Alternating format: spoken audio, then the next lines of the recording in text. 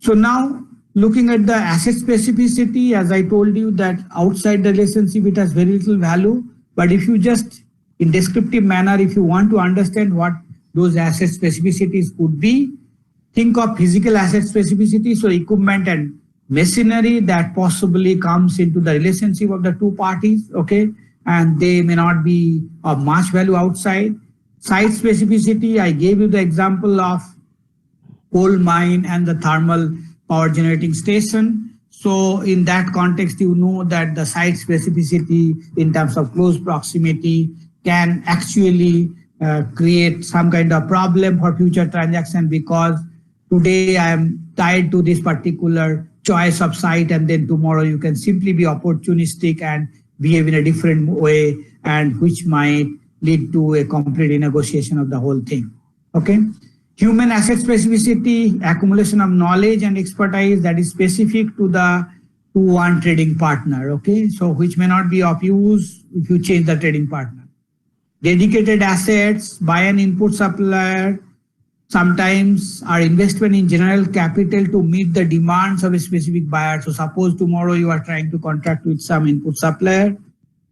That guy feels that the capacity has to be enhanced, and the main purpose of the installing a new machine is this extra order from you. And then as soon as the installation is done, you can simply say that, okay, that part is over. Now we want to renegotiate. So whenever there is an opportunity through the opportunism that you can enforce a renegotiation on the initial terms of exchange or terms of trade, then the opportunity is going to create some opportunity of quasi-rent that can be appropriated by the parties. Okay. Now, what is this quasi-rent? Quasi-rent is the difference between the payoff the parties will get being into the relationship and being outside the relationship. Okay. So this difference is known as quasi-rent. Now, as you can see, if they break up, there will be loss, and that loss would essentially means that if they could stay together, they can enjoy that extra gain. Now, the renegotiation will happen over that extra gain in terms of dividing between the two parties. When we are since we are only thinking about bilateral contract here. So, because of this opportunistic behavior and the availability of quasi-rent, which will force the agent to behave opportunistically once the specific investments are made. So, you can understand that if I anticipate such behavior by my trading partner, then obviously I would be conservative in terms of making the investment.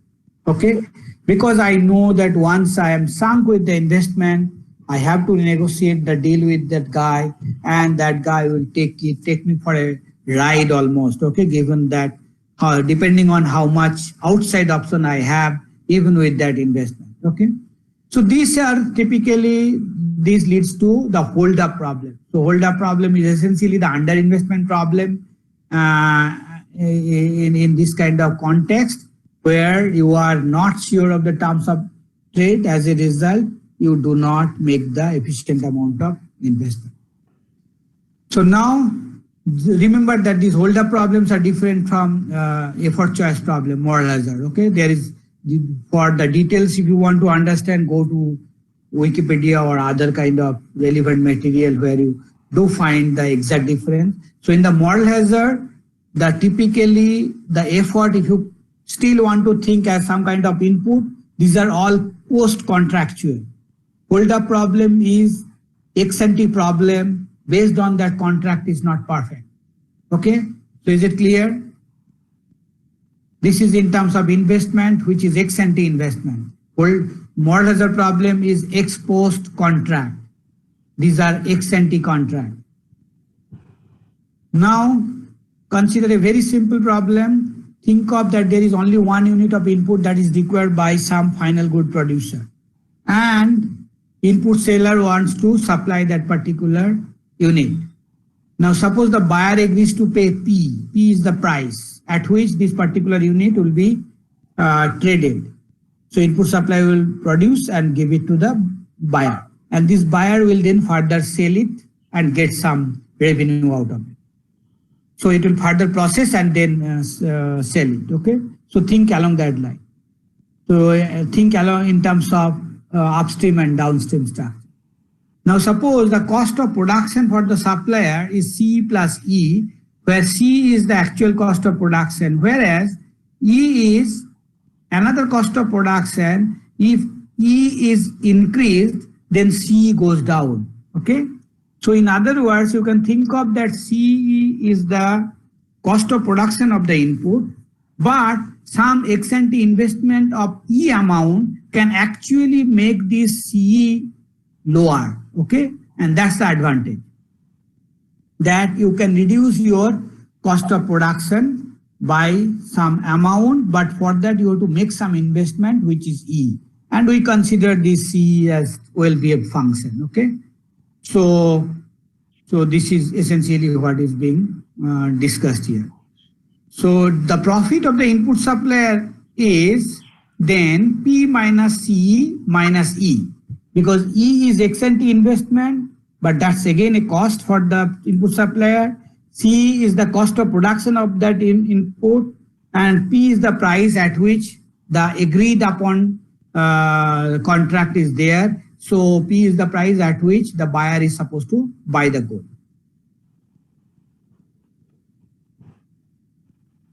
So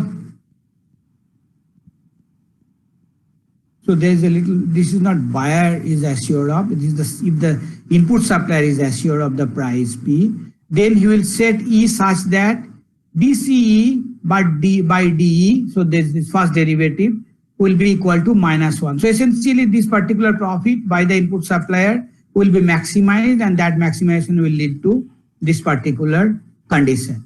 Now since E is sunk, the seller's quasi rent is P minus CE. Okay. So E is sunk, so that does not come into picture anymore. Okay. But this is the profit that the seller will be able to get. Now, if the buyer of the product simply says that I am not going to buy it from you, then for the seller, the loss is P minus CE, right? At that moment, ex ante investment has no value now. I mean, it has value in terms of reduction in CE, but right now, if the trade does not take place, if the trade falls flat between these two parties, then the surplus that could have been obtained is P minus C is going to waste. Okay. So now the buyer can simply say that, look, if I say no to this transaction, you will lose this P minus C amount. Why not give me half of the amount that you are going to get? Okay.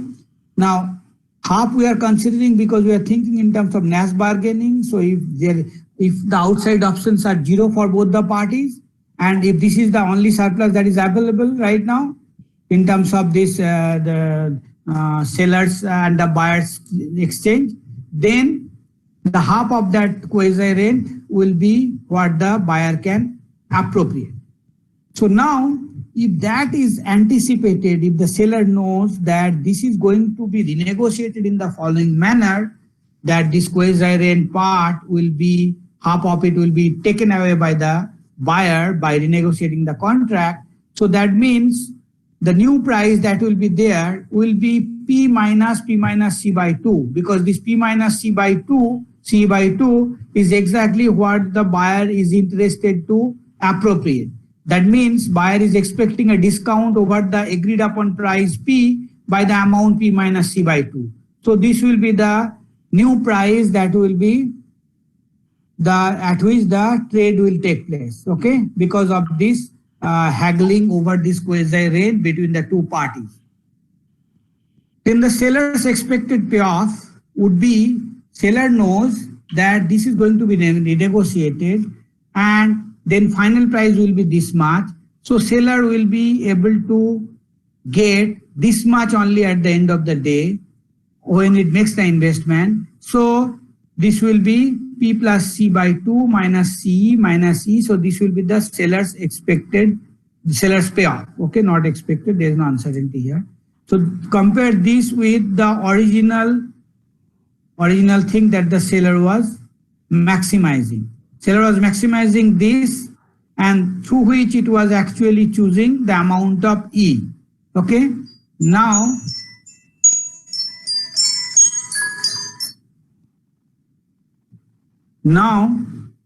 the new payoff function is this, and seller will be choosing accordingly.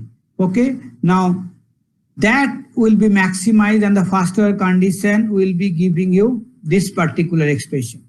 So which means that your earlier first order condition was this, and now given that renegotiation will take place, the new first order condition that you are getting is this. It is as if that the cost of investment becomes double, because the benefit of the investment will not be fully captured by the seller.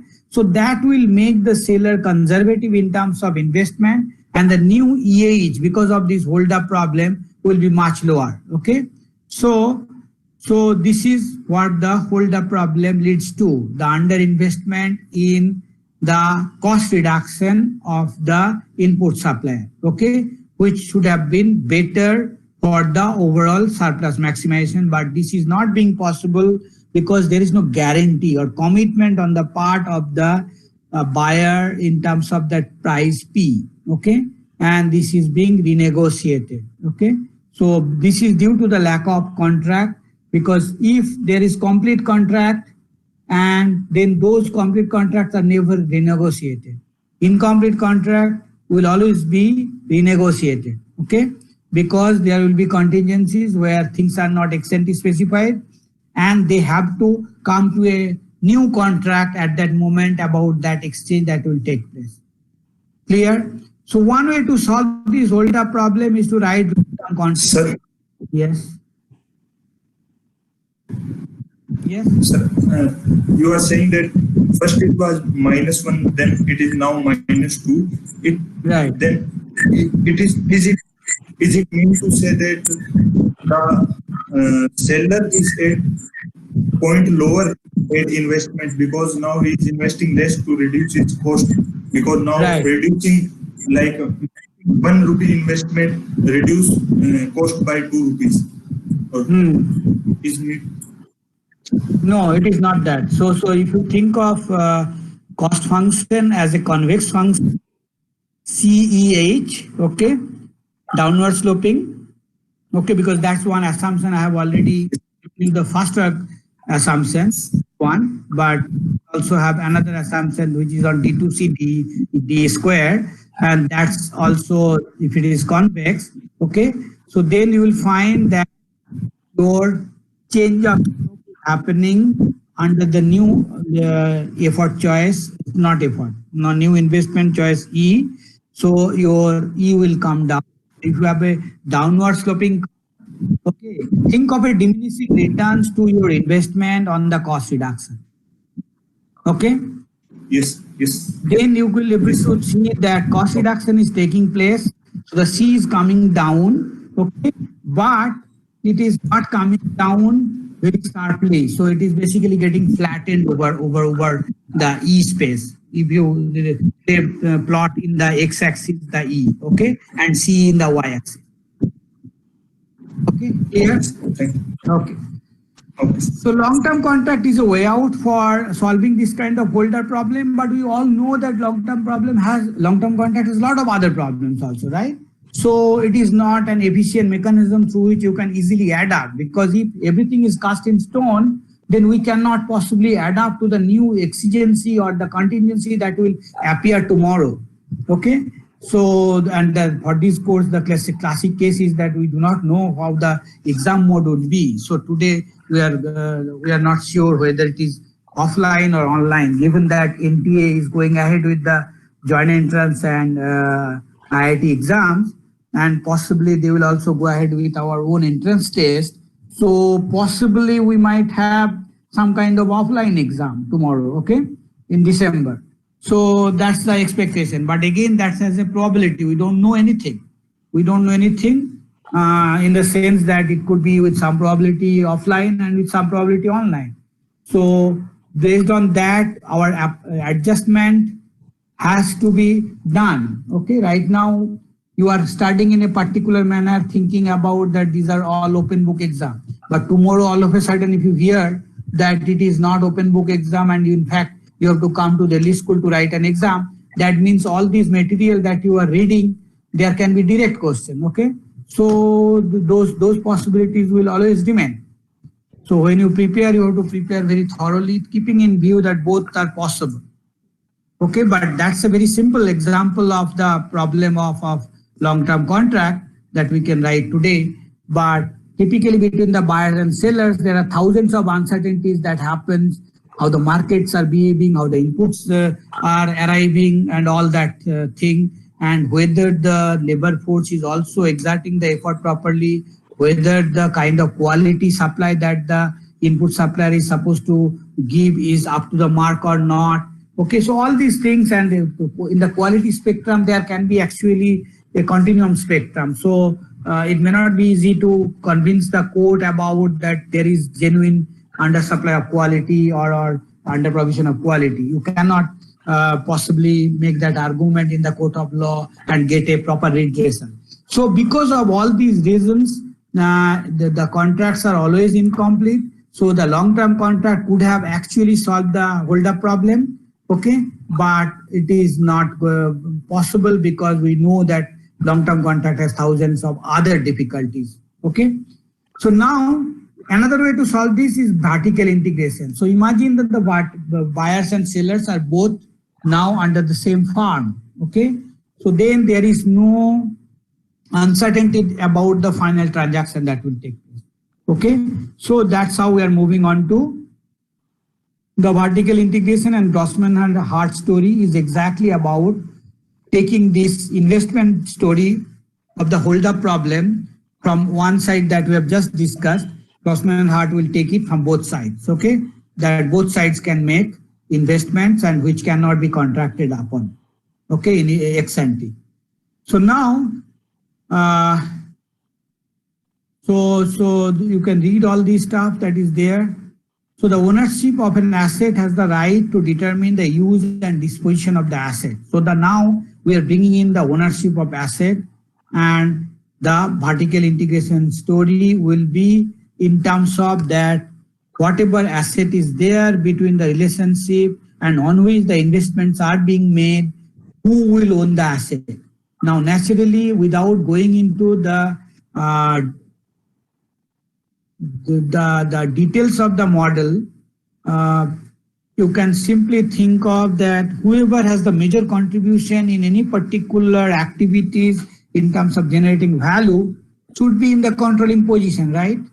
So that way, the Grossman-Hart story will also give you exactly the same intuition formalized in mathematical form, and will give you a story of vertical integration by and in case of integration, who should own and what sort of integration will take place. So that means whether the upstream will go downstream or downstream will go and take over upstream. So those issues will be discussed in the Grossman-Hart story.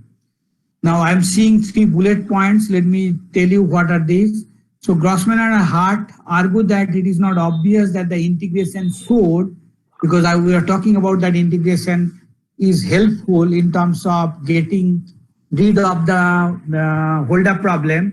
But Grossman-Hart, another aspect is that vertical integration may be beneficial, but it also has costs.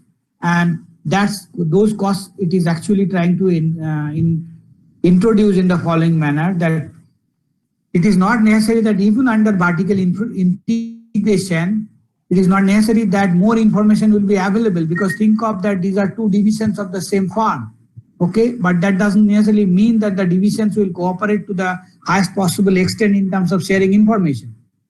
Make easier to write and enforce contract. That's also not true. So it's not easy because you need something from the other division and not necessarily you get the best possible services from that division. Okay, so I'm talking in terms of division, but they can be simply two different layers in the same organizations in terms of hierarchy, or 2 different labors. You can say one is manager, another is another labor. Okay, and also vertical integration doesn't mean that people will become less opportunistic, because the way we were thinking in the previous model that vertical integration will at least solve this problem that we are facing. But there is no guarantee that Vertical integration means you will have full investment from all the parties in terms of a very cooperative and conducive outcome for the organization. So people can still have their own individual objective to pursue to some extent. And given that vertical integration can solve problems to a limited extent, but not fully. So in that argument, Grossman Hart then talked about that there are cost and benefit of vertical integration, and that's the more or less the title of the 1986 papers, that there are cost and benefit of vertical integration. Okay, so then how the ownership fit into this model? Now ownership affects the relative bargaining power. Now imagine that this, in the previous discussion that we have done, imagine that this particular investment that was being made by the input sellers is also in terms of some kind of ownership of asset. Okay. Now the question is, who should own the asset? Now, if that asset can be taken over by the buyer and then the seller is made like an employee in the organization, or the seller will remain separated, okay, or the seller can actually take over the buyer, okay. So that issues will be discussed, and ownership in that sense, ownership of any asset that is involved in these transactions from both sides is essentially deciding about the bargaining power. And how this bargaining power, because that asset you will have the full residual control rights over that asset of that you own. And when you have residual control rights means that you will decide what will you do with that asset, okay?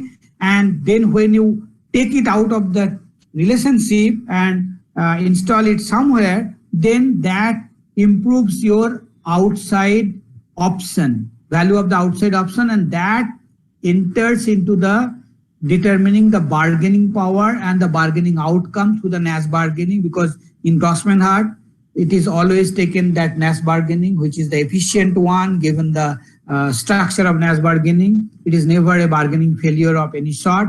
So rational individuals, if there is opportunity to maximize gain by staying together and dividing the surplus, will always do it through Nash bargaining and will not let the surplus go waste. Okay, so that's the basic assumption under which this bargaining will take place under Grossman Hart. But now note that ownership essentially gives you additional bargaining power because you have the ownership over the asset, which you will decide how you want to deploy that asset. Okay, clear? So now, so you have done Nash bargaining.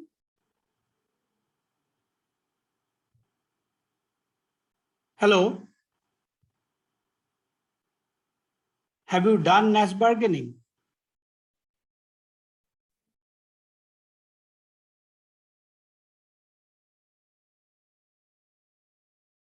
No, sir, we haven't done Nash bargaining.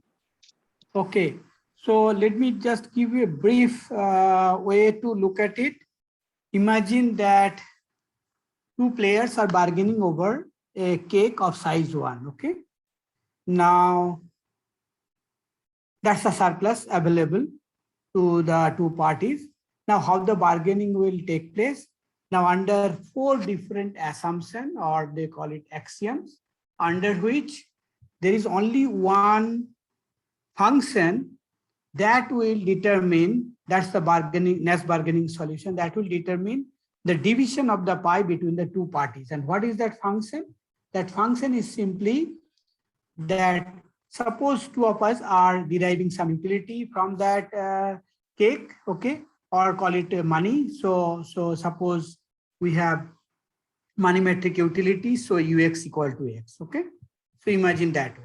So then if I get the entire cake and that we said, suppose that amount is 1, then I get 1. If you get the entire cake, you also get 1. So that's what we will be getting if we don't share it. But if we share it, then obviously depending on the division, whether it is half, 1/3, 2/3, or 1 4 3 4, we will have utilities accordingly.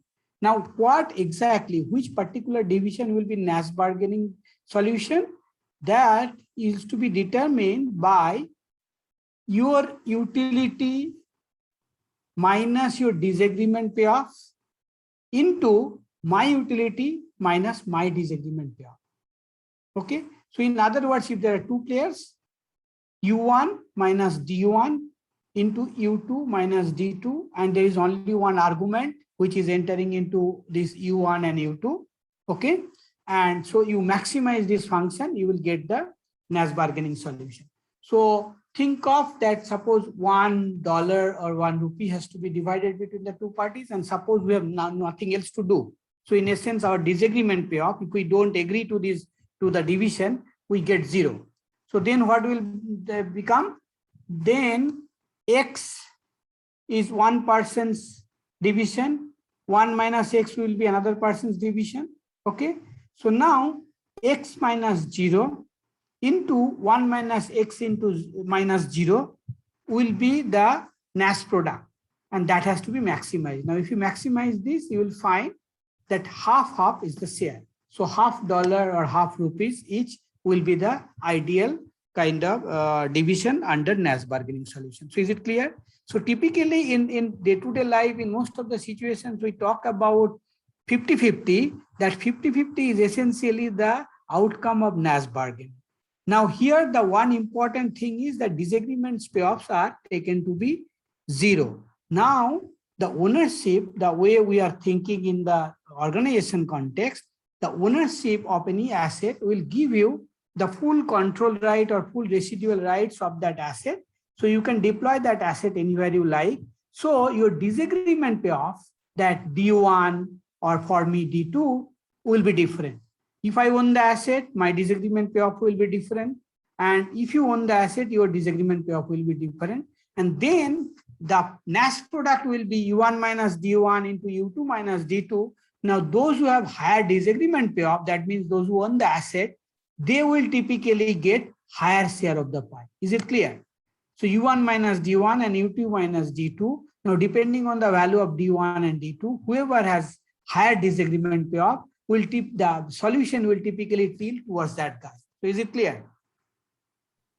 So, One example. Huh? So are disagreement payoffs always higher for the party which owns the asset? Yeah, because that guy will have the control over the asset, so it can deploy somewhere else. And although it would not be at par with if the asset could have been within that relationship, okay, but it will be at least some positive number outside the relationship. Yes. But you don't own the asset, so that as a result, you don't have any value there. If I own the asset. Okay. Okay. So the asset ownership essentially then determine the division of the surplus. Okay. In this kind of Grossman-Hart story. Okay. So depending on who owns the asset. And this is an interesting and very important theory which talks about all ownership in all possible economic situations. Okay. So essentially, who should own the property? Okay. And there are plenty of examples that you will know. There are plenty of papers. So for example, you will typically find in very congested old marketplace, the building quality and the level of those maintenance of those buildings are very poor. Now, why it is so? Because the ownership of that building lies with somebody else who is the real owner. And the guys who are actually the tenant are actually doing the business there. Now, tenant doesn't have any incentive to renovate the place because it knows that it doesn't own it. Owner doesn't have enough incentive because if it tries to renovate the place, it has to increase the rent accordingly, which the tenant will not be willing to pay. And as a result, owner would not have any incentive to it. So in plenty of economic situations, you will find that these property rights will be in full force, in action. You can see. And many of the problems when you see in real world, you will see, first you need to understand that are the property rights properly given, in a sense that why the situation is so bad in a particular place. Okay. So then whether the property rights were properly assigned or not, that is very important. because based on that, the investments will come through. Okay, the individual investment that will go into the relationship will depend on the allocation of property. Okay, so let me go to the second part of this.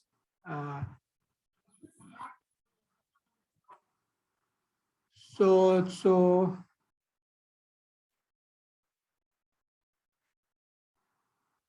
let me just share my screen.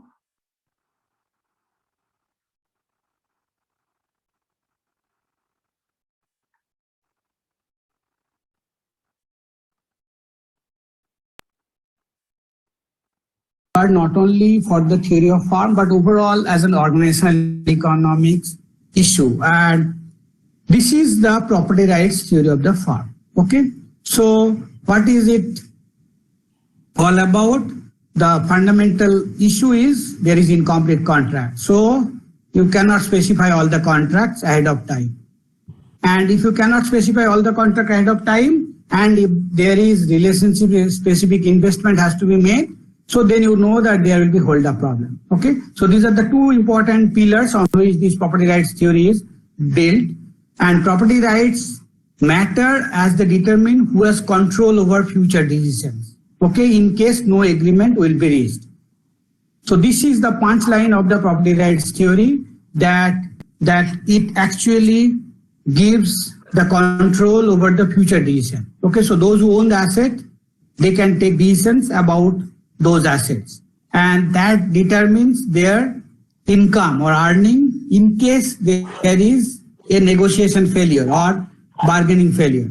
So that would act as their outside option, which will then determine their overall payoff within the relationship. Because if you can threaten me that I have so much better options in life, so then possibly I have to adjust based on your outside option. Okay, that's the punchline of the Nash bargaining, that there is disagreement payoff, and if your disagreement payoff goes up, you know that the share of the cake will go in your favor.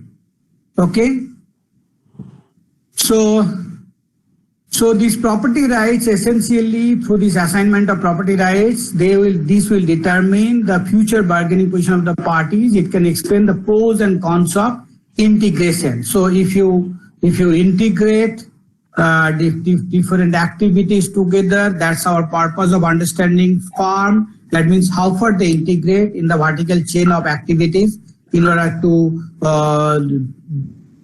be a farm in the supply chain. So that property rights theory gives you, it explains the pros and cons of integration. Because if you assign the property rights to one party, the other party may not be too happy in order to put in their investment. So that's a cost you are facing. Okay. So the farm's boundary choice is being determined with the help of the ownership, and ownership gives the residual control rights over the assets. So we will do that with the help of a very simple example. We'll consider only two layers. One is upstream and another is downstream. Now, imagine that products, there is upstream farm and input is B, which goes into the production of good A. Okay, so there is an input B producers, and that production takes place with the help of an asset called B. Similarly, the final good in this context is good A, which requires B as an input, but it also requires an asset A. Okay, so now input supplier can exert effort to reduce costs along the same line as we did in the standard hold-up problem, where that we have just done in the previous class. This investment is relationship specific, and the producer of A can make relationship specific investment I that increase the value of A. Okay, so this investment increases the value of A. Now, so that means the supplier can reduce the cost, which will increase the overall surplus in the relationship. Similarly, the final good producer can also increase the value of the product A. Now, this is the timeline. So these are the two-stage process of the interaction. First stage, both parties make investment decisions, okay, non-cooperatively. Second stage, downstream firm would like to buy a unit of the input from its supplier. And based on that input, output will be produced and sold in the market. Now, investment in I and E are non-contractable, okay? So, I is done by producer of A, E is done by the input supplier B, and they are not contractable. So, I cannot, being A, cannot specify how much B should invest or similarly. And also they cannot cross invest. So in a sense that these investments are in some kind of human capital formation or some kind of investment which cannot be done by the other party. Okay, so they cannot cross invest to improve the value in the relationship. So now price in the second stage is non-contractable. So in the second stage, there will be transaction because, where is my second stage? Downstream firm would like to buy a unit of the input from its supplier, okay? So that price is non-contractable and that has to be renegotiated. Now, assume that the outcome of the negotiation is an efficient operating decision, so they will do it through Nash bargaining solution.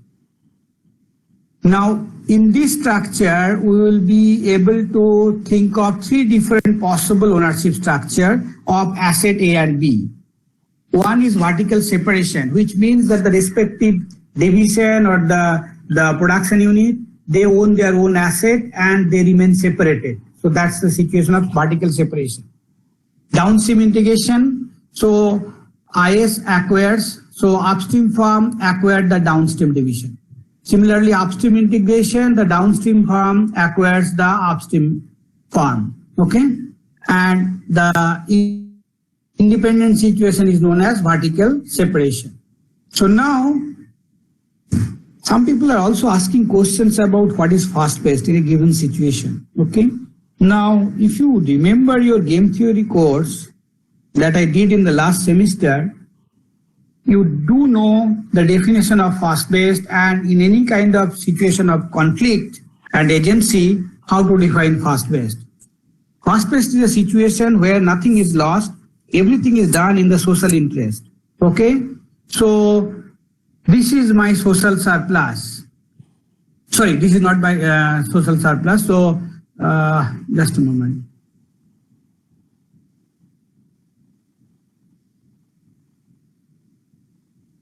X sentence to join. Okay. So this is in a sense is the social surplus. Why? Assume that the output product A will be sold at price B, and then the value of that will be increased by this particular factor.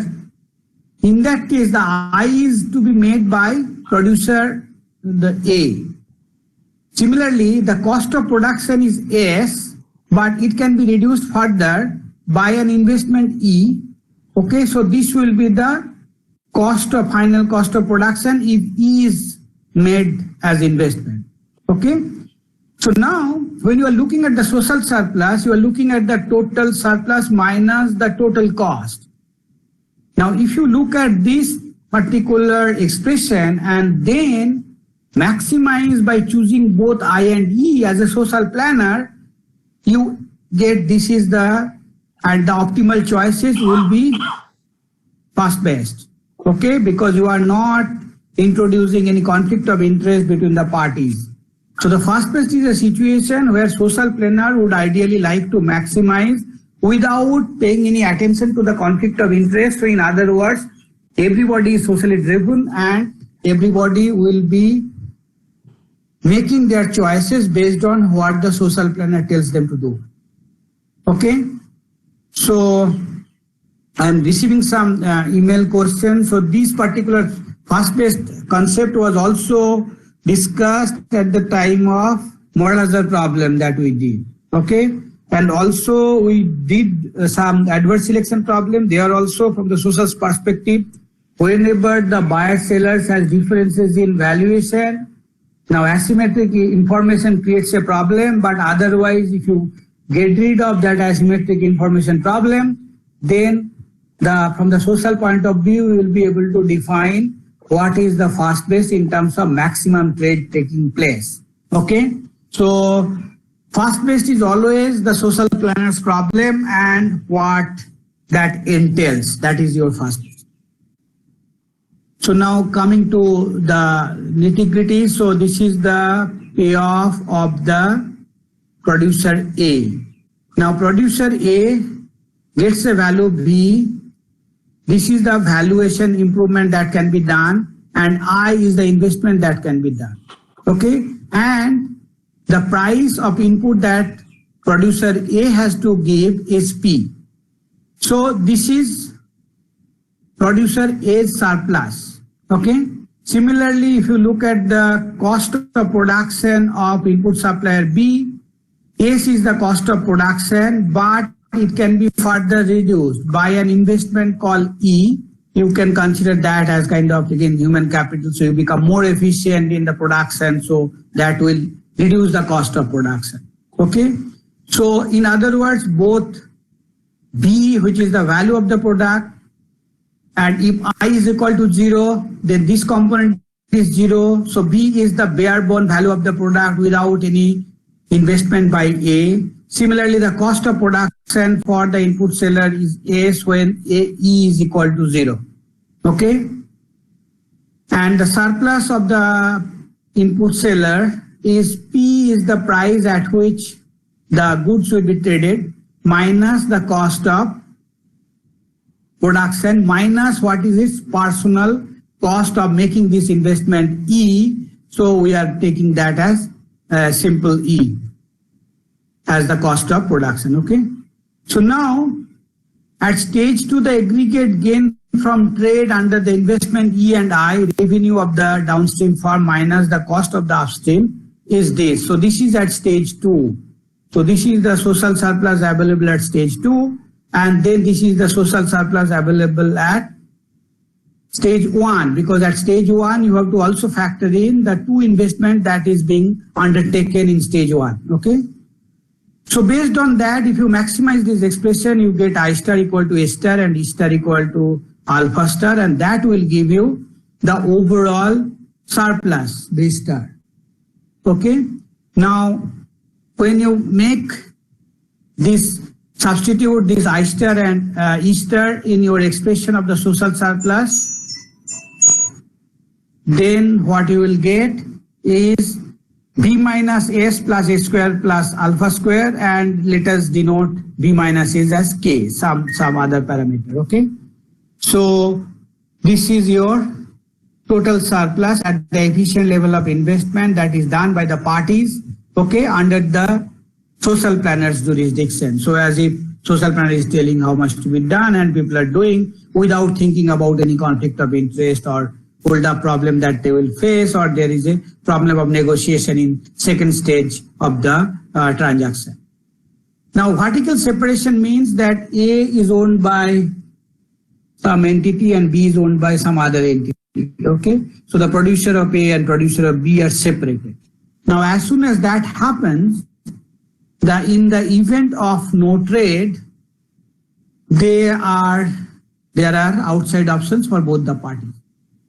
And what are the outside options? So suppose downstream firm can acquire input from another supplier at price P bar.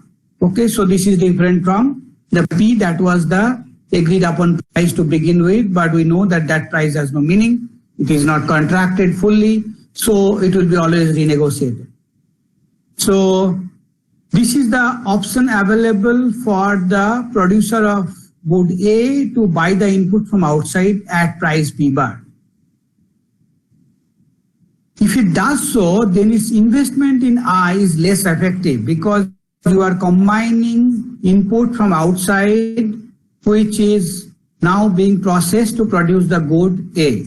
And given that this relationship specificity between the two parties are lost, so your own investment would now be less effective. So the C is the effectiveness parameter of the investment I that you are making. So whatever you have made in the first period, so the valuation of the good will be V plus 2CI to the power half. Now this C is lower than A. So A was the initial effectiveness of that investment, but given that you have gone to a third party to procure your input, it is now reduced to C. Okay. And then you are making this payment to the input seller in the market. So this will be your available surplus under vertical separation in stage 2, when the situation of negotiation comes regarding at what price they should be actually trading after the first period of investment. Now, similarly, the IS can produce for another buyer, but since E is relationship specific, its cost of production becomes this. So in other words, again, this gamma is the effectiveness through which the cost is reduced, but gamma will be lower. So earlier we defined alpha as the effectiveness of cost reduction for any level of investment E. So that has now gone down. So in other words, now this, because of the relationship specific investment, which has less value outside, so this factor is entered. Okay. Sorry. So now this is the producer B's cost of production. So now what would be the producer's B's surplus at the second stage? Second stage P bar will be what it will get from the market. S minus this is the cost of production. Okay, so this will be the surplus available if it plans to trade with some third party, some other buyer. Exposed after making the relationship specific investment total profits for the two firms, if they do not trade with each other, the sum becomes this. So B minus S is again taken as K. However, if they could come to a terms so that they trade, then in the second stage, they can actually fully reap the benefit of the investment that they have made in the first period. So this will be the total surplus. Now the difference between if they change partner, this is how much they will be able to get. And if they stick to their relationship, this is how much they will get. So the difference between the two is the quasi-rent available if they can continue the relationship. So this difference is given by this expression, and this is known as quasi-rent, the available quasi-rent in the relationship if they can somehow continue. So now given that we are assuming that the players are all rational, they do not want to waste their effort or investment that they have made, so they will try to strike a bargain between the two parties. Now we are assuming that this bargaining being the rational player, they will reach to an efficient agreement, and as a rule of thumb, in many of the circumstances, without explicitly modeling the bargaining process, we try to assume that efficient bargaining, Nash gives you an efficient bargaining, so people will be actually coming to a terms that let us split the profit, quasi-rent available through the Nash bargaining. Okay. Now that will be the way forward in terms of sharing this quasi-rent. Now another way of writing this whole expression and looking at how to strike the Nash bargaining is to look at that what is your payoff from being in the relationship, what is your payoff from changing the partner, that's your disagreement payoff. Similarly for the supplier, this is the payoff from sticking to the relationship, this is the payoff from changing partner. Okay, so if you maximize this expression by suitable choice of at which price the second stage transaction should take place, this P can be determined from here. Okay, and that will be given by this, so you are supposed to work out the explicit way of optimization. But I will be looking at the another way of simply looking at that there is this quasi-rent available, right? And given that we are thinking of Nash bargaining, I will simply split this total gain into half and half. Okay, if I split this half and half, and we know that P bar is the outside price that both the parties are actually able to get. So essentially then that half of that plus P bar will be the price at which this particular trade will take place. Okay. So this will be the new price at which the trade will take place, and that will be P bar plus some amount. So this is going to the input supplier, as well as the difference from the P and the P bar, the way it is constructed. That's this particular P is the equilibrium P after the negotiation through the Nash bargaining. So the advantage is shared by both parties. So you can check that. So I can simply add P bar plus the gain, that will be the payoff to the seller of the input. Now, based on this expected price that would prevail tomorrow, ex-ante payoff in stage 1 is that at this price they will be able to trade. Now, if this is the price at which the trade will take place, so at stage 1, the investment will be determined by the price that would prevail tomorrow. Okay, so this price is what price will prevail tomorrow. So the I will be suitably chosen under this vertical separation arrangement, where the people are making their own investment, fully being governed by their incentive, how much they will invest, and that incentive is coming from what kind of equilibrium price that will prevail tomorrow. Okay, so based on this, they will make investment in the first stage. Now, when they make the investment in the first stage, then producer A will make the investment I, that will be the maximization of this expression. So that will give you this particular thing. Sorry.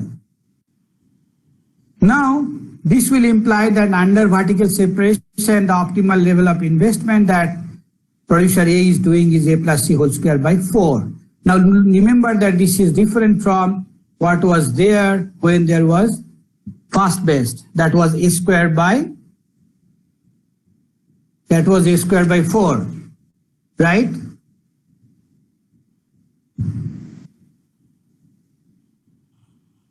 Oh no, that was only A square. Okay, so that was only A square, and now you are having A plus C whole square by 4. Okay, so now do you have any sense which one is bigger?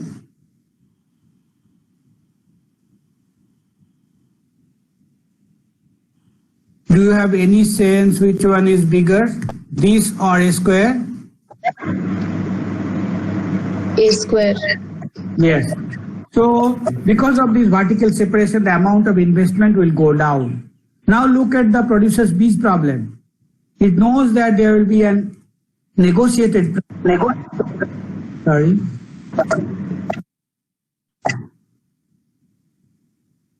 Is there any question? Okay. So this is the producer's B's problem, that this will be the negotiated price P. Okay. And then this is the cost that will be reduced if E is made. So it will choose to maximize its own payoff. So that E will be gamma plus alpha squared by 4. So this is under vertical separation. Again, you can see that this is lower than alpha square. Okay. So now the total profit under vertical separation becomes this K plus, if you just add all these things with equilibrium values, you will get that, and you need to work that out. Now, so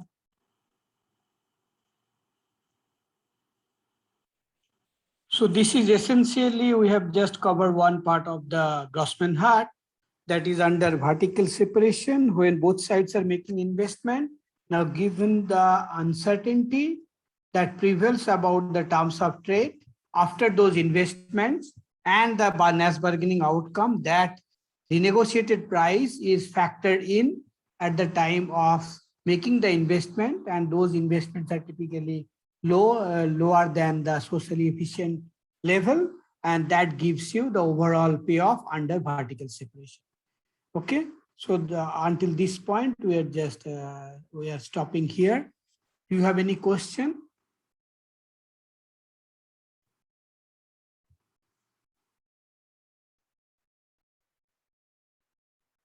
Do you have any question? So, Yeah, so will you be sharing the Word document you are referring to in the sharing the. Word document you are referring to in the class, the lecture notes? Yeah, I can do that, but this is part of a larger document, so I will cut and do it. All right, sir. But video also will have them. So anyway, I'll share that. It's not an Yeah. issue.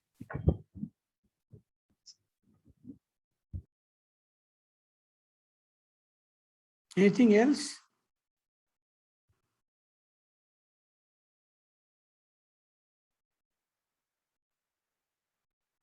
Okay, then we are stopping here.